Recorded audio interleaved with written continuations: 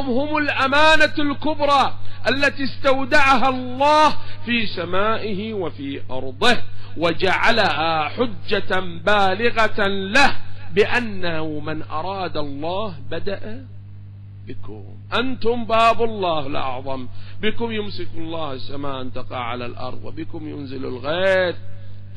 لماذا؟ لأنهم صلوات الله وسلامه عليهم أجمعين محكا للعالمين.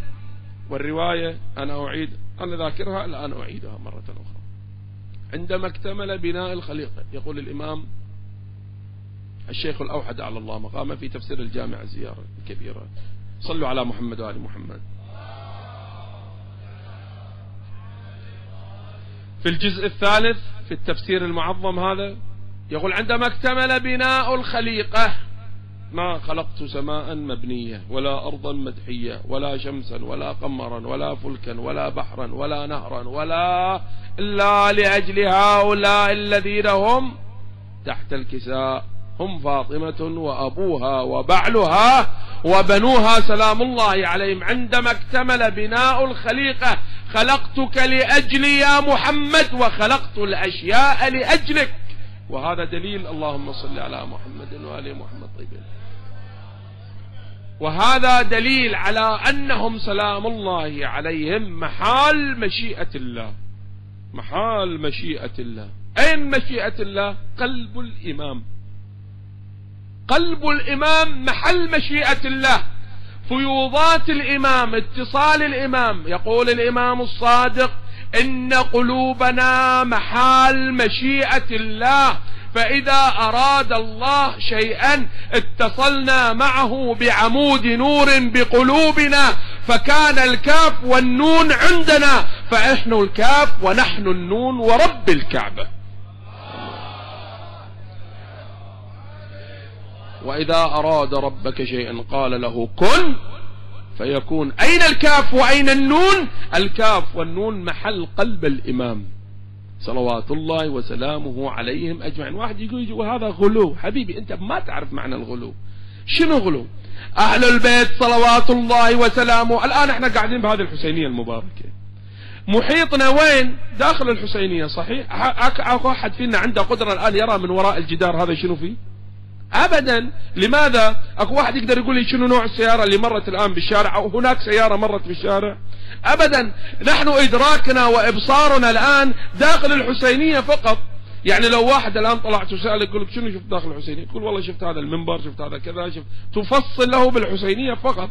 أما خارج ما تستطيع. هم صلوات الله وسلامه عليهم أجمعين فوق برج عالم الإمكان والتكوين سلام الله عليهم، فهم العالمون. يقول الإمام الصادق: إني لأعلم بما يكون وهو كائن إلى يوم القيامة، وأعلم من في الجنة وأعلم من في النار، وأنا جعفر بن محمد الصادق صلوات الله وسلامه عليه.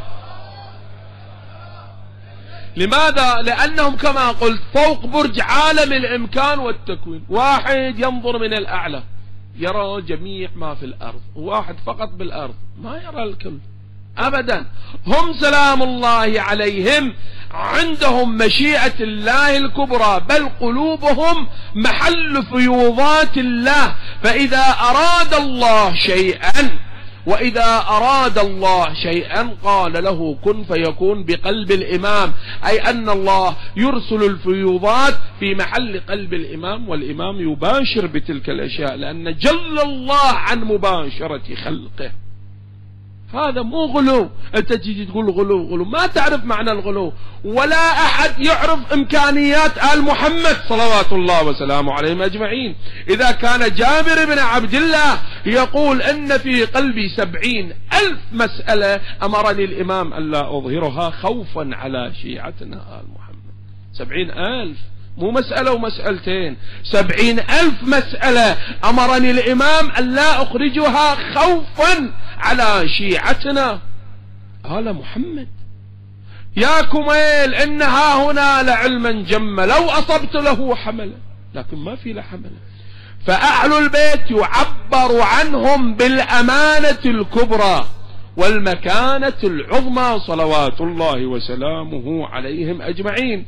فهم الأمانة والعهد، فمن حفظ أمانته في الدنيا وفي الآخرة حفظ الله له عهده في الآخرة.